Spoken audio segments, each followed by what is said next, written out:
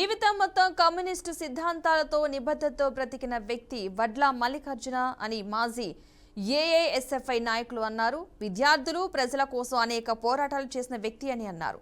AISF లో అనేక ఉద్యమాలు చేయడమే కాకుండా ప్రజా గాయకుడిగా ఎంతో మందిని కదిలించారన్నారు. జర్నలిస్ట్ గా కూడా సుదీర్ఘకాలం పనిచేశారన్నారు.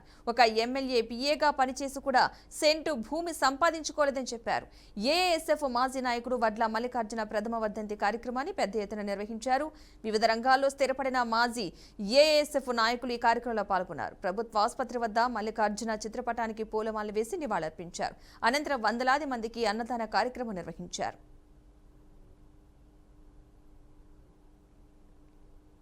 ఏఐఎస్ఎఫ్ నాయకుడు, సీనియర్ జర్నలిస్టు,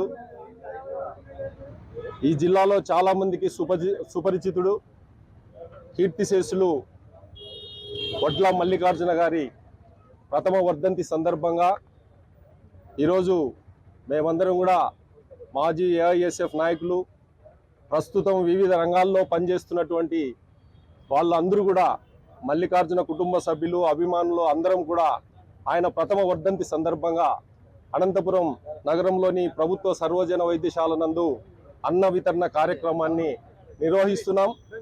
ఈ కార్యక్రమానికి పెద్ద ఎత్తున ఇంతమంది మాజీ ఏఐఎస్ఎఫ్ నాయకులు కలవడం చాలా సంతోషకరము.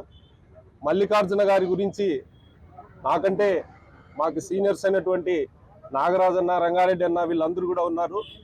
వాళ్ళు అన్ని విషయాలు మీకు వివరిస్తారు. ఏఐఎస్ఎఫ్ నాయకుడు, సీనియర్ జర్నలిస్టు.